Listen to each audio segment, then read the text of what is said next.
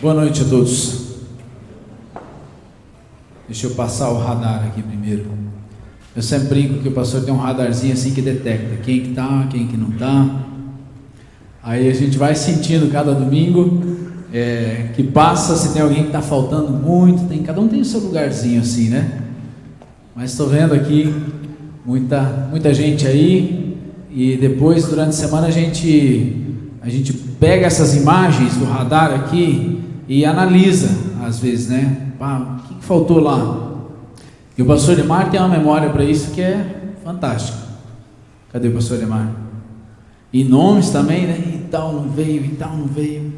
E a gente sente falta cada vez que alguém não está aqui na família. A Bíblia compara a igreja ao corpo de Cristo, e quando alguém não está, falta um dedinho, falta um dedão, falta uma perna, falta alguém do corpo de Cristo, está faltando, e é bom a gente estar junto aqui novamente. Onde é que estão os 3 meninos que estavam aqui antes? E agora botou ordem. Eles cantaram antes tão forte, você escutou na intercessão? Aí tem um trio esperando aí para o vocal masculino depois. Sentir firmeza. Pedrinho, o Daimlin pequeno, né, que tem o Daimlin grande, filho do Cláudio também, né? Estavam aí. Que bonito ver as crianças, ver a família aí cantando junto, crescendo nessa família que é a igreja. Quero ler um texto bíblico para vocês. Se você quiser, você pode abri-lo também. Lucas capítulo 5, versículo 1 até o 11. É um texto que fala sobre, tem como título a pesca maravilhosa. E eu trouxe uma vez uma mensagem sobre isso para o pessoal da Igreja de Deus lá de Jardim América, quando me convidaram para estar lá com eles. Alguns jovens estiveram comigo, e eu quero voltar a rever esse texto aqui com vocês hoje e tirar algumas dicas bem práticas dessa pesca maravilhosa, né? Aqui tem uma foto bonita de uma pescaria, se bem que ali o peixinho é pequeno, não sei, acho que, eu não conheço muito, acho que isso aí é isca, né? Para pegar o grande, esse não é o pescado, né? Quem que entende? Para mim já seria uma grande pescaria pegar uns 3 lambarizinhos desse, já que eu não pesco nada. Mas essa pesca de Jesus aqui nos traz algumas lições, e nós vamos ler esse texto juntos, e depois nós vamos analisar alguns textos específicos dentro dessa história que nós vamos ler agora. Certo dia Jesus estava perto do lago de Genezaré, e uma multidão o comprimia de todos os lados para ouvir a palavra de Deus. Viu à beira do lago 2 barcos, deixados ali pelos pescadores que estavam lavando as suas redes. Entrou num dos barcos, o que pertencia a Simão, e pediu-lhe que o afastasse um pouco da praia. Então sentou-se, e do barco ele começou a ensinar ao povo. Tendo acabado de falar, disse a Simão: vá para onde as águas são mais fundas, e a todos lancem as redes para a pesca. Simão respondeu: mestre, esforçamo-nos a noite inteira e não pegamos nada, mas porque és tu que está dizendo isso, vou lançar as redes. Quando o fizeram, pegaram tal quantidade de peixes que as redes começaram a rasgar-se. Então fizeram sinais aos seus companheiros no outro barco para que viessem ajudá-los, e eles vieram e encheram ambos os barcos a ponto de quase começarem a afundar. Quando Simão Pedro viu isso, prostrou-se aos pés de Jesus e disse: afasta-se de mim, Senhor, porque sou um homem pecador. Pois ele e todos os seus companheiros estavam perplexos com a pesca que haviam feito, como também Tiago e João, os filhos de Zebedeu, sócios de Simão Pedro. Então Jesus disse a Simão: não tenha medo, de agora em diante você será pescador de homens. Eles então arrastaram seus barcos para a praia, deixaram tudo e o seguiram. Feche seus olhos, vamos orar. Pai, eu te peço que essa história, esse texto, se torne vivo, ensinamento vivo para o teu povo nessa noite. Possamos entender em cada versículo ali aquilo que o Senhor quer dizer ao nosso coração, e nós nos abrimos totalmente para receber aquilo que o Senhor tem para nós. Em nome de Jesus, amém. Bom, isso aqui é história que traz algumas lições básicas. Jesus estava começando o seu ministério e logo no início aqui ele ensina algumas coisas bem práticas para os seus discípulos que iriam a partir de então ser pescadores de homens junto de Jesus. E Jesus ensinava sempre de duas maneiras. Aqui nós vemos isso acontecer. Primeiro, Jesus estava na beira da praia pregando e ensinando com palavras. E logo depois ele manda então os discípulos pescar e ensina através da prática. Jesus sempre ensinou assim. Nós temos o Novo Testamento que nos ensina aquilo que Jesus falou e aquilo que Jesus fez. Ensinamento teórico e ensinamento prático, onde Jesus realmente fazia aquilo que nós deveríamos fazer também, deixando assim para nós o exemplo. Eu pergunto, o que vocês acham que a gente gosta mais, de ensinamento teórico ou ensinamento prático? O que a gente gosta mais? Um ensinamento de palavras ou um ensinamento de ações? Olha, agora nós vamos fazer isso aqui. O que nós preferimos? Bem sinceros. Vou dizer o que eu acho. A teoria. Nós gostamos de ouvir. Nós gostamos de ouvir aquilo que se deve fazer, aquilo que é correto. Agora, fazer de verdade, aí a gente costuma recuar um pouquinho.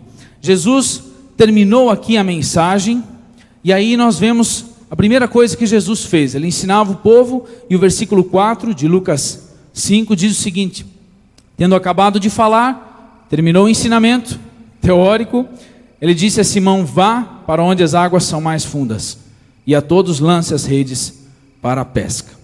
Bom, o que nós faríamos se Jesus viesse pregar aqui e depois da mensagem falasse assim: agora vocês vêm todo mundo comigo pescar? Eu não sei não, hein? Eu acho que o número dos que iam junto ia ser a metade no mínimo do que está aqui. Agora nós vamos para a prática. Vamos lá fora. Às vezes já é assim que dá 9h30, já começa a dar uma inquietação, parece que tem um relógio que desperta dentro de alguns, né? Porque já está ficando um pouquinho longo. 9h30 e mexe. Tinha uma certa igreja, tinha um homem que ele tinha um costume bem discreto. Dava horário, ele tinha um relógio daqueles que faz um monte de barulho quando mexe, e fazia assim, para o pastor saber que tinha que terminar a mensagem. Agora imagina, aqui nós temos um relógio que está, eu estou vendo ali o horário. Agora imagina se depois ainda de um culto, que talvez alguns acharam longo, Jesus falasse: ei, agora nós vamos para a prática. Nós vamos sair e vamos pescar, e eu vou ensinar algumas coisas através disso que vocês vão fazer. Eu acho que muitas vezes nós não somos tão espirituais na prática como somos no momento de adoração. No momento que a música está tocando, que está nos agradando, e ainda mais se toca a música, se o pastor acertou aquela música que eu gosto, aí nós ficamos ainda mais felizes.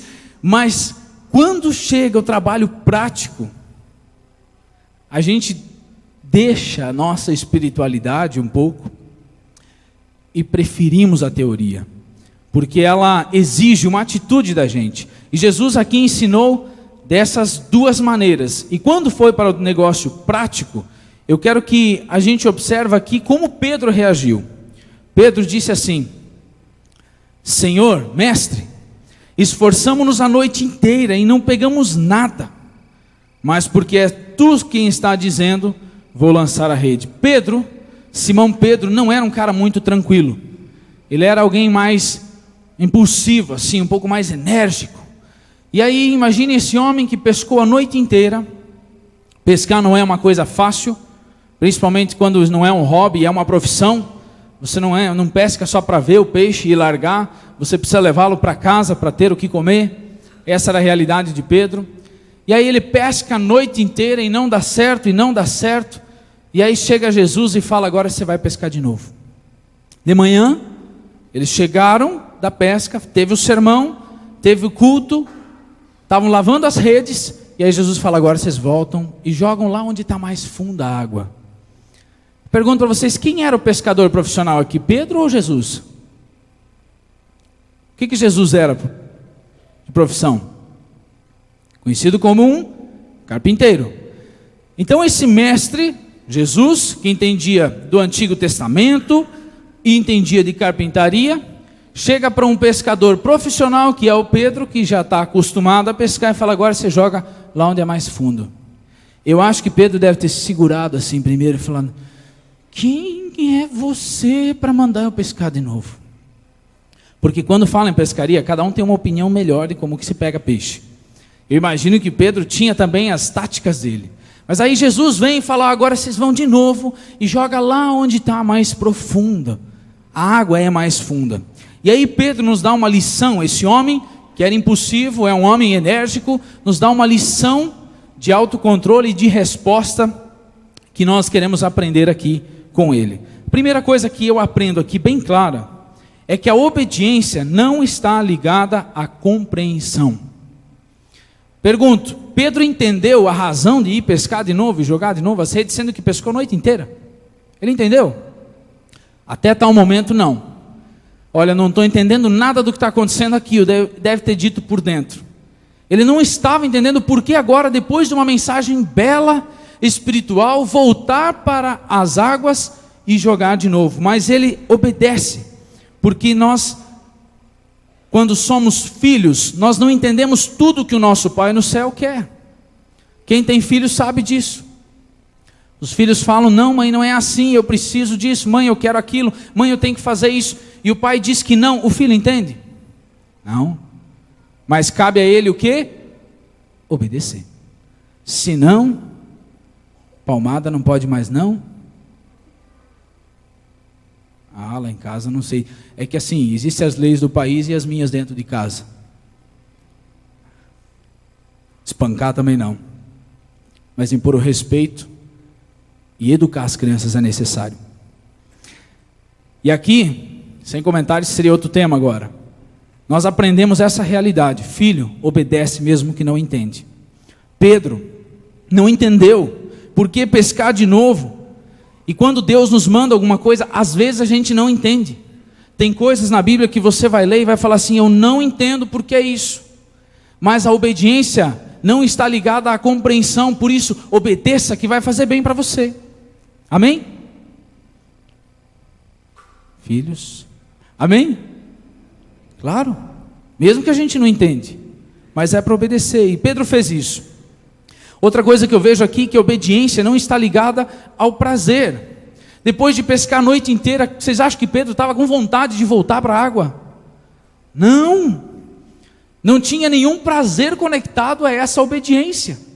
Não era algo que ele falava: nossa, mestre, obrigado, eu estava doido para voltar para pescar. Nossa, eu já pesquei a noite inteira, agora vai ser mais legal ainda. Nada, ele diz assim: olha, eu já pesquei a noite inteira, não pegamos nada. Mas porque é tu que está dizendo, vou lançar as redes. E aí eu aprendo, quando Jesus fala, faça. Pedro sabia quem é que estava falando. Não era alguém entendido de pesca, era alguém que entendia de todas as espécies de peixe, pois ele era o criador de tudo isso. E Pedro disse assim: já que é você que está falando, mestre, eu vou fazer. Eu quero dizer aqui para nós, quando Jesus fala alguma coisa para ti, faça. Faça. Pedro entendeu que era a voz do mestre, e ele obedeceu a esse mandamento, e com certeza não se arrependeu, porque o prazer que não veio no início, depois da obediência, veio com certeza. O versículo 6 diz o seguinte: quando o fizeram, pegaram tal quantidade de peixes, que as redes começaram a rasgar-se. Eu não sou pescador fanático, mas eu gostaria de ter visto essa. Aquele Pedro que primeiro falou: já que você está mandando, então nós vamos lá. De repente eles jogam essas redes, e quando eles fazem, eles começam a puxar, e eu até imagino no início eles devem ter pensado: enroscou que não está vindo nada, ajuda a puxar o negócio aqui. E eles começam a puxar, e pegaram tanto peixe, que as redes começaram a se romper. E eu aprendo aqui algumas coisas maravilhosas. Pergunto para vocês: quando que eles pegaram os peixes? Logo depois deles o quê? Obedecer. E eu aprendo o seguinte: não queira pegar peixes antes de jogar as redes. Mas isso é lógico, pastor. É lógico, mas a gente não segue essa lógica. A gente gostaria de que pessoas se convertessem sem a gente falar a palavra para eles. A gente gostaria de salvar almas sem jogar as redes. E eles tiveram a bênção de pegar os peixes, diz ali, quando o fizeram. Quando eles obedeceram, depois de seguir aquilo que Jesus ensinou, mandou fazer, eles pegaram. Portanto, se a gente quer ter uma colheita, se a gente quer ganhar almas, nós não podemos esperar pegar peixes sem que a gente faça a nossa parte e lance a rede sobre as pessoas que devem ser salvas. Na prática, quando eles fizeram, aconteceu. A bênção é uma consequência da obediência. A bênção é uma consequência da obediência. Quando eles obedeceram, aconteceu. Quando nós vamos abençoar alguém? Quando a gente colocar em prática. Não quando a gente falar sobre abraçar, sobre amar. Quando a gente amar de verdade. Quando a gente abraçar alguém de verdade, corpo, físico. Quando a gente falar eu te amo, aí vai vir a bênção. Quando a gente lançar a rede, aí vai vir a recompensa. Eu aprendo aqui mais uma coisa: não deixe de tentar só porque um dia não deu certo. Eles já tinham tentado a noite inteira. E aí Jesus fala: faça novamente. Não deixe de tentar só porque um dia não deu certo. Às vezes nós falamos assim: mas pastor, evangelizar de novo? Eu já convidei tantos para a igreja. Eles vieram, ficaram um tempo, foram embora. Outros já convidei tantas vezes, nem vieram. Já evangelizei aquele, ficou firme um tempo, hoje não sei. E às vezes a gente desanima, porque uma vez tentou e não deu certo. E vocês acham que com os apóstolos deu certo sempre?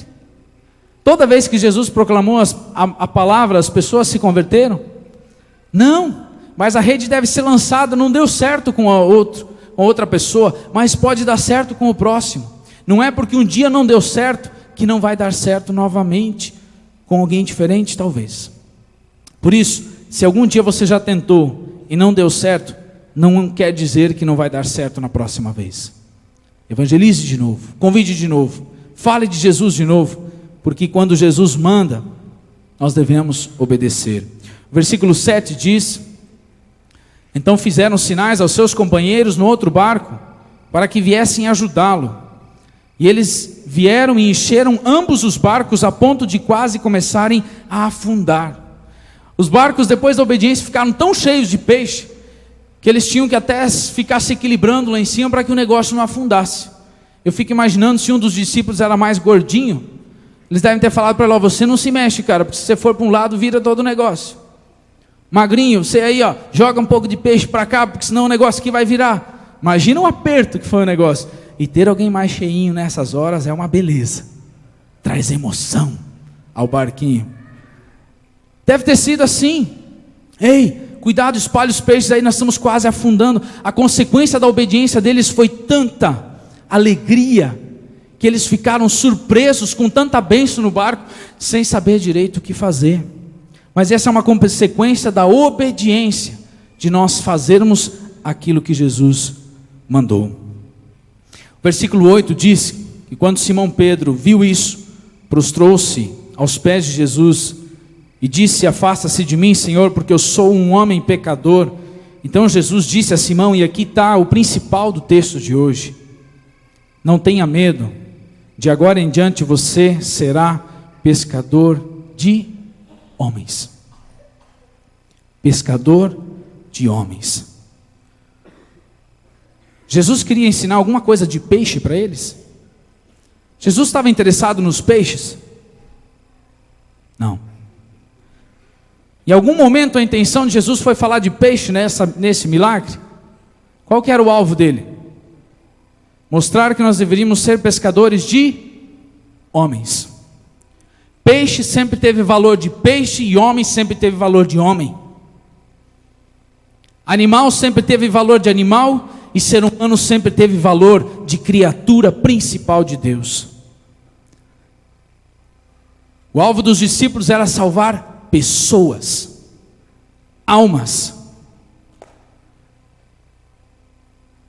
Nós assistimos um vídeo com os jovens, onde foram entrevistados algumas pessoas que acreditam na evolução. E elas diziam o seguinte: nós não passamos de macacos, nós só evoluímos dos macacos. Nós não somos nada melhor do que uma borboleta que voa ou de algum animal qualquer. Um desses rapazes foi perguntado o seguinte: você tem cachorro? Ele falou: tenho. Ele falou: se o seu cachorro estivesse se afogando em um rio, e junto dele o seu vizinho, que talvez você não gosta tanto, quem você salvaria? Sabe qual foi a resposta? O meu cachorro. Nós estamos vivendo um tempo onde animais estão sendo colocados quase que acima do ser humano. Eu não tenho nada contra ter animal em casa. Se quiser ter, cuide bem deles, não maltrate. Agora, o ser humano ainda tem um valor muito maior. É uma alma. É um homem, é uma mulher, é um adolescente, é uma criança no colo de um pai, de uma mãe. É uma alma criada à imagem e semelhança de Deus. E quando Jesus falou para os discípulos que eles eram para ser pescadores, os peixes caíram fora de cena, e Jesus diz: vocês vão ser pescadores de homens. Vocês vão salvar almas. Vocês vão ganhar gente, famílias. Resgatem famílias, resgatem pessoas, amem as pessoas. O nosso chamado como cristão é salvar pessoas, almas, que estão diante dos olhos de Deus como pérolas, que devem ser cuidadas, que precisam ser salvas. Eu quero deixar isso bem claro com uma pergunta, e respondendo ela: o que significa pescar homens? Pescar homens significa tirar pessoas desse mundo de trevas que está aí fora, cheio de traição, cheio de calúnia, cheio de mentira, e trazê-lo para o mundo do reino de Deus. Pescar almas, pessoas, significa ensinar que Deus tem um propósito bom para a vida. Você vai ver isso quando Deus criou o ser humano. Deus criou e tudo era bom, mas nós temos que ensinar as pessoas que o pecado nos afastou de Deus. Deus tem um plano bom para o ser humano. Deus nunca desejou maldade, mentira, divórcio, traição, sofrimento familiar, não. Mas o pecado nos afastou de Deus, e nós temos que ensinar isso ao povo, e ensiná-los que Jesus morreu pelos nossos pecados, para que nós pudéssemos ser perdoados, para que a nossa culpa do pecado pudesse ser paga. Jesus teve que morrer lá, e nós temos que ensinar as pessoas a aceitar Jesus Cristo como seu Senhor e Salvador. Jesus Cristo pagou pelos pecados do mentiroso, do arrogante, do traidor, do adúltero, do egoísta, de um viciado, de um ciumento, de um fariseu religioso. Jesus pagou, mas essas pessoas precisam aprender que elas têm que aceitar esse presente que é a salvação. O que Jesus fez na cruz é como um presente, que é oferecido a todo mundo, mas um presente você ainda pode olhar e falar: não quero. Por incrível que pareça, isso pode acontecer com a fé. E nós temos que ensinar as pessoas, talvez você nessa noite, a aceitar esse Jesus Cristo em sua vida. Eu quero assistir um vídeo com vocês, de 8 minutos, que fala como não evangelizar e como evangelizar. Assistimos com os jovens, muito instrutivo. Eu peço que vocês prestem bem atenção enquanto a gente vai assistir esse vídeo, que nos traz bem prático como nós devemos levar Jesus Cristo às pessoas.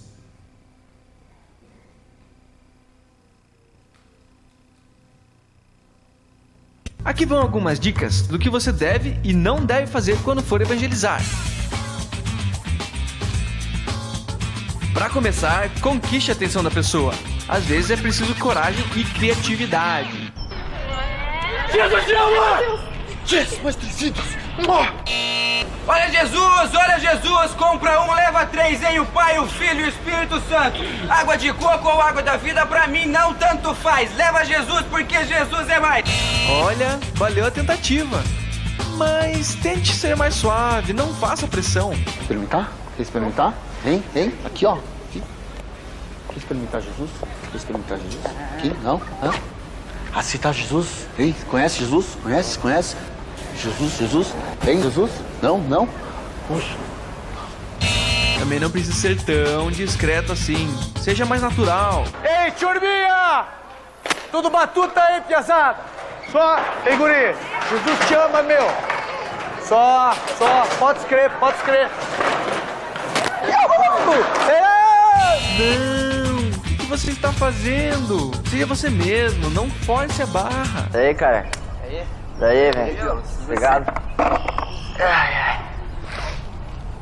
E aí, tá da hora o rolê, né? Pô, tá da hora, cara. Eu vi que você tá acertando várias manobras ali. Faz tempo que você anda. Como que é a tua história aí, cara? Pois é, cara. Eu tô andando faz um tempinho já, velho. Minha história começou faz tempo. Mas eu vim aqui falar da história de outro cara pra vocês. Isso aí! Agora que você conquistou a atenção, crie interesse. Faça boas perguntas que continuem a conversa. Então, em relação à igreja mesmo, é isso aí. Minha mãe sempre quis me levar pra lá, eu sempre... Esse cara não para de falar um segundo. Nossa, ele tá com alface no dente. Olha o tamanho. Mas às vezes eu acho que eu preciso, cara, porque às vezes tem muito problema lá em casa, né? Ai, esqueci de buscar minha avó no karatê. Ai, ela vai me matar. Ele fez uma pergunta? Sorri, concorde. E a minha mãe até acabou indo parar no hospital. Não, é treta, cara triste. Ufa, foi por pouco. Meu, presta atenção. É muito importante ouvir o que a pessoa tem a dizer.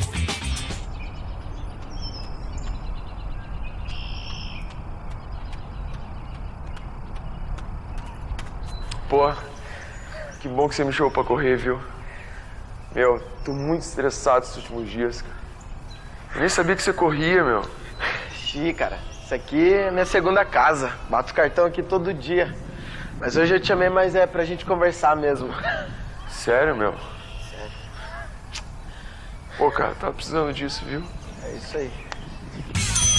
Agora que você conhece bem a pessoa com quem está falando, crie o desejo de seguir a Jesus. Você precisa estar convencido de que uma pessoa sem Jesus não possui a coisa mais importante da vida. Mas eu acho que todos os caminhos levam a Deus. Não, eu acho assim, até, respeito a tua opinião e tal, mas é que na Bíblia tá escrito assim que, mas se Deus realmente existe, por que as crianças na África passam fome? Cara,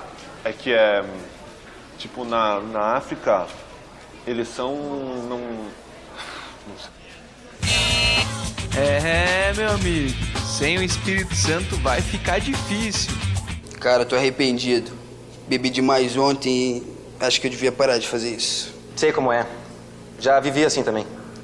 Mas teve um dia que eu tomei uma decisão e ela mudou a minha vida. Agora que há um interesse, compartilhe o evangelho de um modo simples de se entender. Olá, varão. A paz. Glórias. Meu vaso querido. Você está passando por algum deserto, algum vale de ossos secos? Eu vim lhe trazer o bálsamo de Gileade, o poder do Pai, o manto santo, te tirar das densas trevas. Eu vim te lavar no sangue do Cordeiro. Ei, amado, vigia esse evangeliquez, hein? Mas e aí, como é que é esse negócio de Jesus, hein? Me explica mais, hein?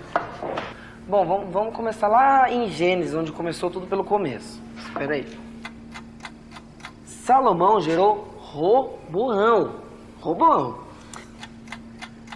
Tá, cara, eu só queria saber de Jesus. Calma, velho. A gente tá na parte do Melquisedeque ainda. Vai demorar muito. Só um minutinho. Tá bom?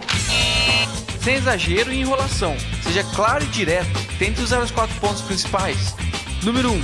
O plano de Deus. Desde o início, Deus criou o homem para ter comunhão e harmonia com Ele. Deus tem um plano para você. Número 2. O problema. Mas os nossos pecados nos separaram de Deus. Número 3. O amor de Deus. Mas mesmo assim, Deus nos amou e tomou o nosso castigo. A Bíblia diz, porque Deus amou o mundo. E número 4, a decisão mais importante. Mas Jesus vive. E hoje você tem a oportunidade de aceitá-lo como teu Senhor e Salvador. Você chegou no ponto crucial. Muitos cristãos travam nessa hora. Agora é tudo ou nada. Então, cara, você quer realmente tomar essa decisão na sua vida? Você quer? Calma aí, eu vou ligar pro grupo aqui do evangelismo, só um minutinho. Informamos que não existe um 0800 do evangelismo. Então vai na minha igreja, cara.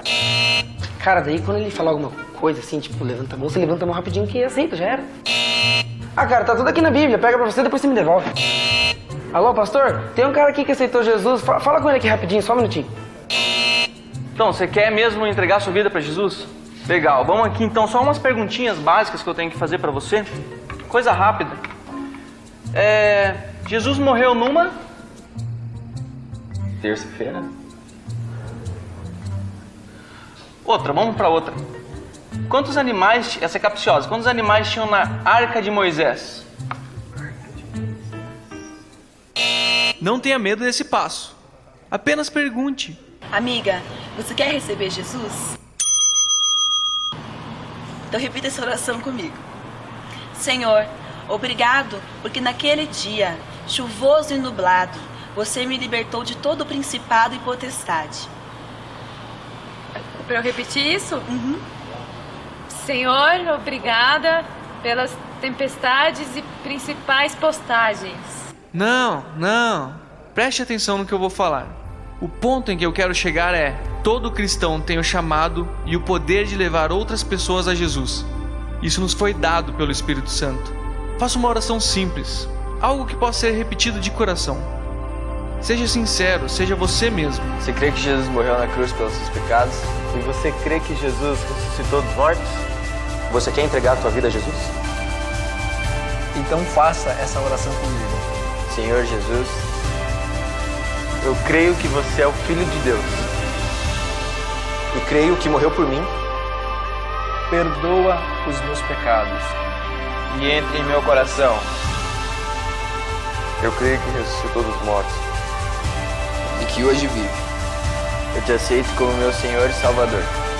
E te seguirei pelo resto da minha vida. Amém. Amém. Amém.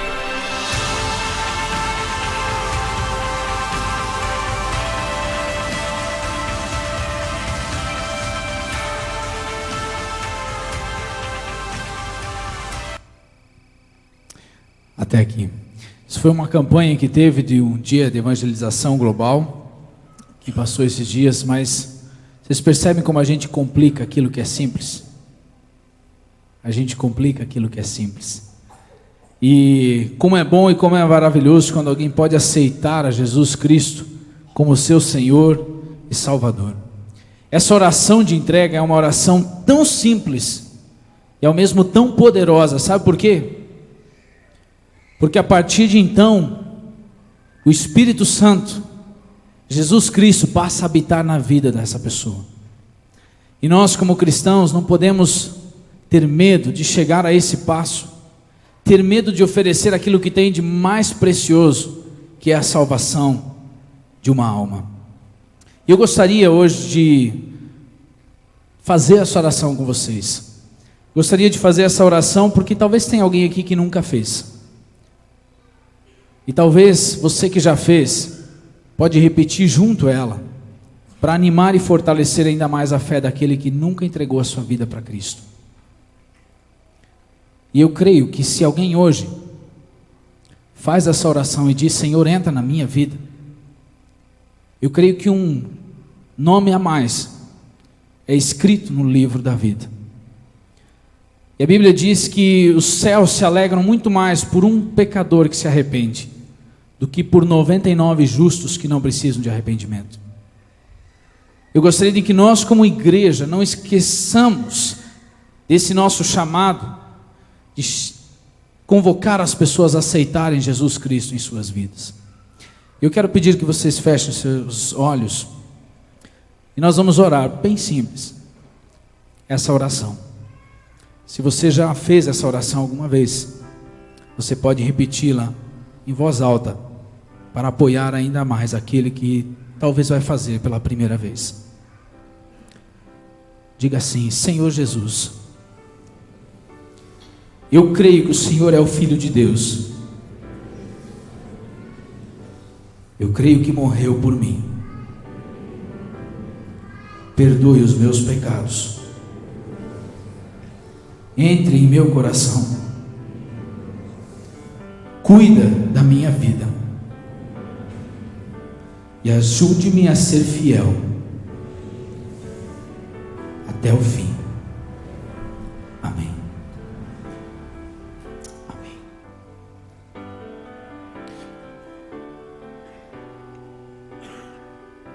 Eu creio que quando fazemos esse tipo de coisa, existe uma atenção especial no céu. Eu creio que se alguém nesse momento fez essa oração, talvez pela primeira vez, adolescente, jovem ou adulto, eu gostaria de que você soubesse que a partir de então, o Espírito Santo vai habitar em seu coração. E vai começar a mexer muita coisa na sua vida positivamente. Se alguém fez essa oração hoje aqui, pela primeira vez, entregando assim sua vida realmente a Cristo, dessa maneira simples, eu gostaria de só pedir que você dissesse: aqui estou eu fiz. Tem alguém aqui? Amém. Amém. Amém.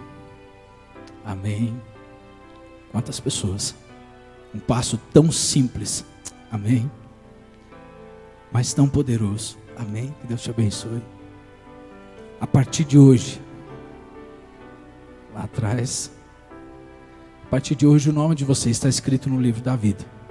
E o Espírito Santo vai acompanhar vocês, assim como nós como igreja. E Ele vai trabalhar lá na sua mente, na consciência, ajudar você a tomar decisões. Eu gostaria de que nunca você esquecesse desse dia. Que dia que é hoje? Que dia do calendário? Me ajudem. 22 de junho de 2014. É o dia em que o seu nome foi escrito lá no céu.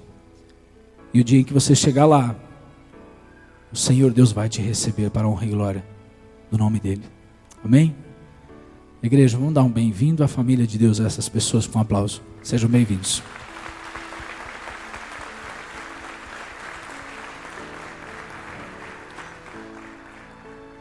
Irmãos, vocês vão ganhar no final do culto, ao sair, alguns lembram ainda, o cartão Sementes, que é esse daqui.